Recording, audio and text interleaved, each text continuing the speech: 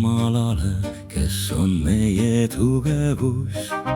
Hüüdke rõõmuga Jaakobi Jumala poole. Alake kiituslaulu, lööge trummi, pange hüüdma kannel ja naabel. Puhuge pasunad noorel kuul, täiskuu ajal meie pidupäeval. Sest see on määrus Iisraelis ja kohustus Jaakobi Jumala jaoks. Selle ta seadis tunnistuseks Joosepi sekka, kui ta läks välja Egiptuse maa vastu. Seal ma kuulsin keelt, mida ma ei tundnud. Mina vabastasin tema õlakoorma alt, tema käed pääsesid korvide kandmisest. Kui kitsas käes oli, hüüdsid sa ja ma päästsin sinu. Ma vastasin sulle kõuepilvest, proovisin sind Meriba vee ääres. Sela!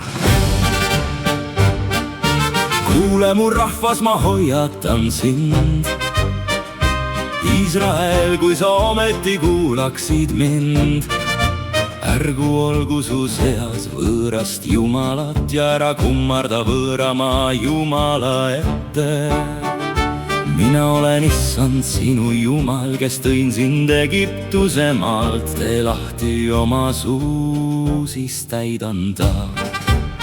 Aga mu rahvas ei võtnud kuulda mu häält. Iisrael ei tahtnud teha mu meelt mööda. Siis ma andsin nad nende südame paadumusse ja nad käisid oma arvamiste järgi. Oh, et mu rahvas mind kuulaks ja Iisrael käiks minu teedel. Ma alistaksin varsti nende vaenlased ja pööraksin oma käe nende rõhujate vastu.